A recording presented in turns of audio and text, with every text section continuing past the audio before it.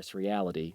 I haven't worked full-time in 3 years and spend most of my free time blogging about the Eurovision Song Contest, an all-consuming hobby that has left me with 100 pounds in the bank, 55 of which I need to pay for my next therapy session.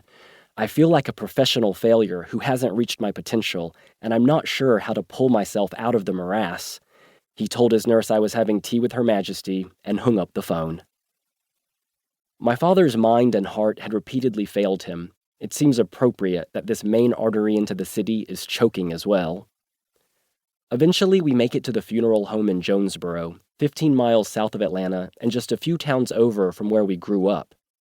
Jonesboro and the surrounding area are the real-world inspiration for the mythical Tara, the plantation in Gone with the Wind where Scarlett O'Hara lived with her family and their many slaves.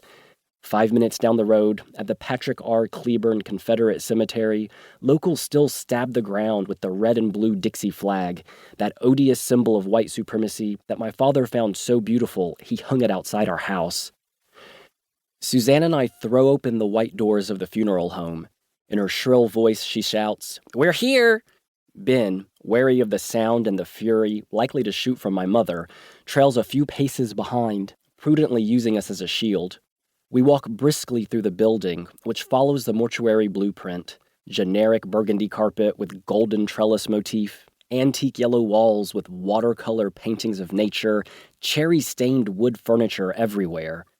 It's meant to feel like a home, but it reminds me of a hospital. The halls are so wide you could wheel in several stretchers side by side.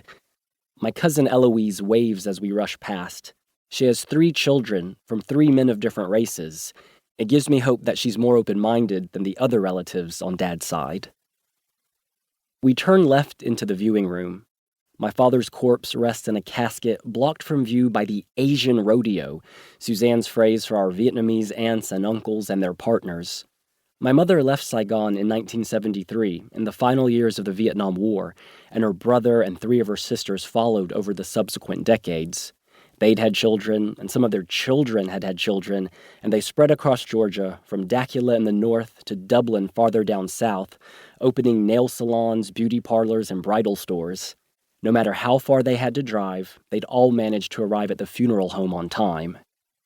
My Uncle Bao breezes past us on his way to the chapel for the delayed service, turning with a laugh that sounds like a warning. "Your mom, she gonna kill you." As if on cue, the mob disperses like a school of fish. Their parting reveals my mother, dressed in a black pantsuit that matches her freshly dyed jet black hair. She turns away from my father's casket, its head panel open and its foot panel draped in an American flag. Her lips are tense and pushed forward, and her mouth isn't fully closed, like a Rottweiler caught mid-chew. By the time we reach her at the casket, the whites of her eyes have swollen to the size of ping-pong balls. "Where the hell you been?" she asks. My mother's name is Tweet. In Vietnamese, that means snow, an apt description given that she freezes people out over the slightest of slights. Once, when I tipped a waitress 20% of the bill, Mom told me she hadn't raised me to be wasteful. She wouldn't speak to me for a week.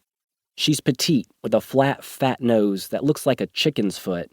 The 2 outer talons give it shape. The central talon marks the bridge between her prominent nostrils. She's in her mid-60s, but looks at least 10 years younger. There's a liver spot above her right cheekbone. It always looks larger when she's angry. Over the past week, she'd looked as pale as I'd ever seen her. She kept a round-the-clock vigil at the hospice, holding my father's large, freckled hand, at times crawling into his bed to whisper, "Daddy, I love you."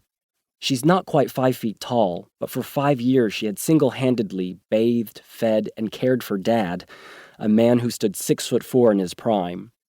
Theirs was a love story I never saw with full clarity until the past week, when her devotion and sorrow pushed the more troubled memories of my childhood from my mind. In the end, Mom had become his entire world, keeping him fed and clean even when he no longer seemed to care.